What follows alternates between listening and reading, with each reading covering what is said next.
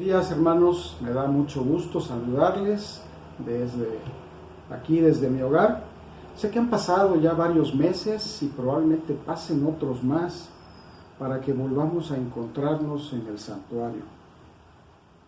La incertidumbre de la pandemia ha hecho muchos cambios, pero vamos a aprovechar los medios tecnológicos que hoy nos permiten acercarnos más en una forma virtual. Y les voy a pedir que en esta mañana me acompañen con una oración. Señor y Padre nuestro, te doy gracias, Señor, por las bendiciones que de ti recibimos, y te pido una bendición especial para cada uno de mis hermanos. Y a mí en lo personal, Señor, yo tan solo te pido que me permitas ser un verdadero siervo y que pueda yo dar el mensaje que tú tienes preparado para esta mañana. Señor, que de mis labios solamente salgan palabras de aliento, de alabanza y de gozo para ti, Señor. En el nombre de Cristo Jesús. Amén. La semana pasada, hermanos, el hermano Rogelio López nos presentó el tema de fortalecer la fe. Hoy les hago la siguiente pregunta. ¿Cómo debe de ser nuestra fe? ¿Y qué características debe tener? Para poder explicar un poquito más este tema, les voy a presentar un ejemplo referente a la fe que tiene un niño con su padre. El niño confía y cree que su padre, de acuerdo a lo que ha platicado con él, lo llevará el fin de semana al parque. Para esto el padre ya le dijo al niño: vamos a ir al parque, pero tú tienes que obedecer a tu madre, tienes que ordenar tu cuarto, guardar tus juguetes y en general portarte bien. El niño a partir de ese momento tiene un entusiasmo y un gozo que se ve por todos lados. Todos los días le está diciendo y recordando a su papá: papá, el fin de semana nos vamos al parque. Y es grande el entusiasmo del niño.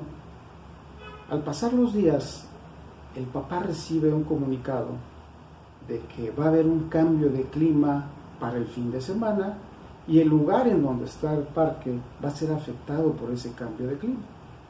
Entonces, tiene que posponer la salida y le comunica a su hijo que por el momento no van a poder ir al parque, que será hasta la siguiente semana. El niño tal vez se enoja un poquito, pero así como se enoja, vuelve a estar contento, porque así son los niños.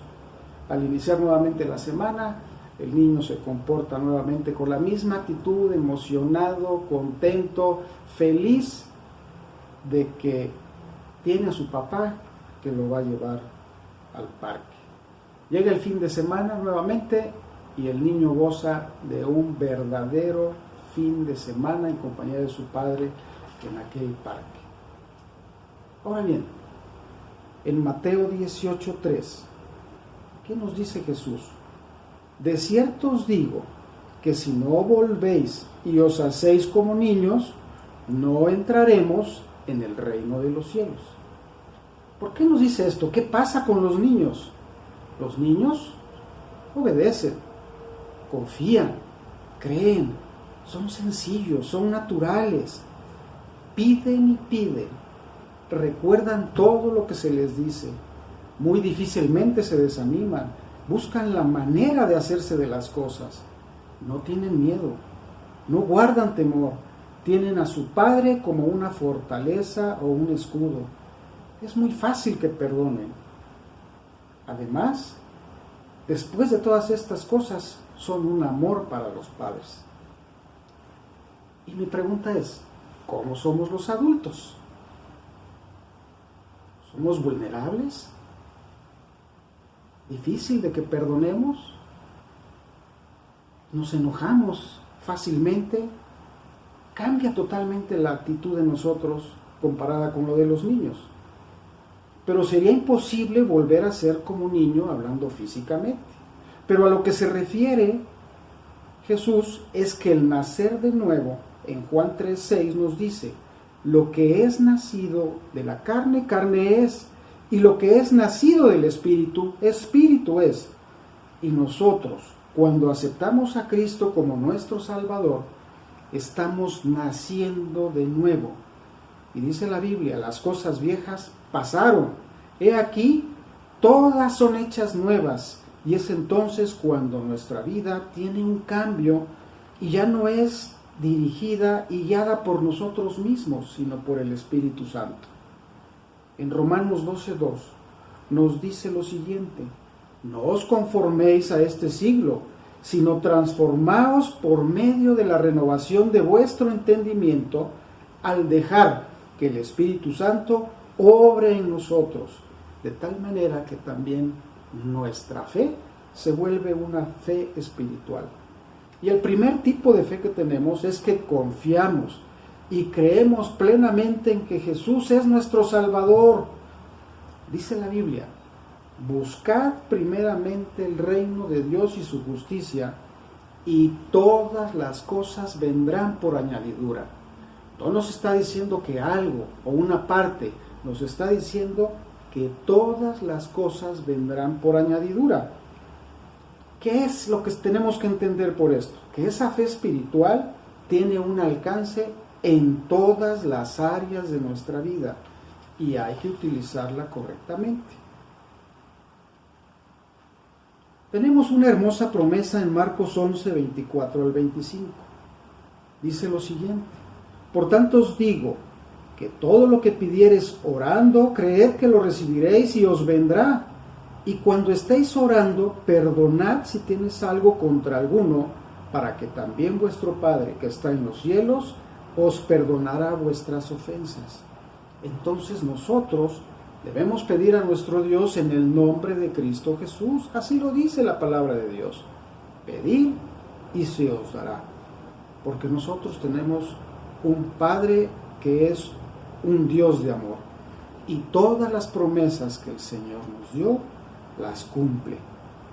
Voy a repetir textualmente qué es la fe. La fe es la certeza de lo que se espera, la convicción de lo que no se ve. Sabemos de muchos casos de cómo los antiguos, por su fe, dieron muy buen testimonio.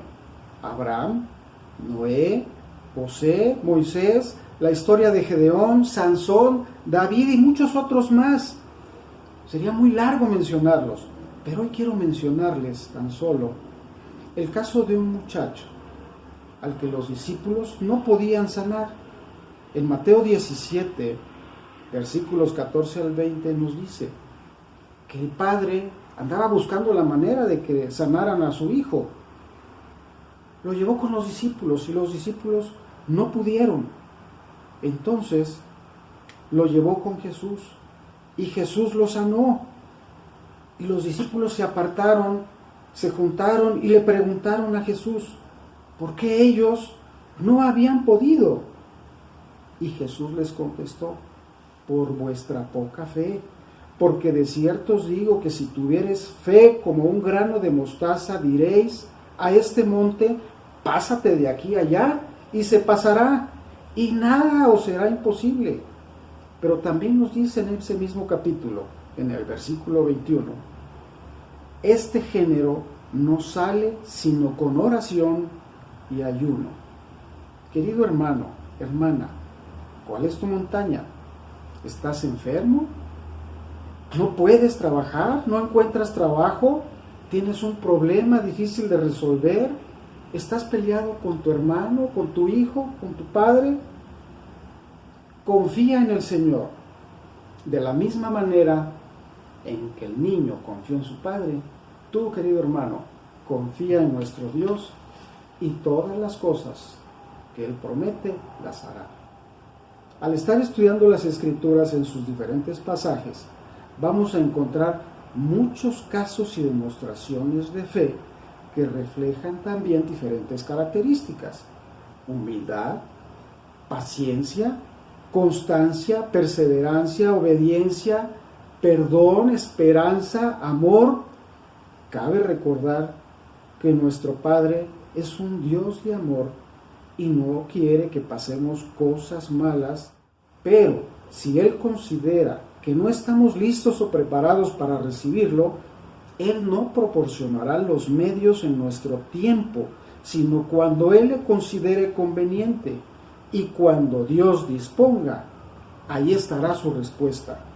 Si hay algo que tiene Dios, es que Él nunca llega tarde, siempre llega a tiempo. Les voy a presentar otro ejemplo.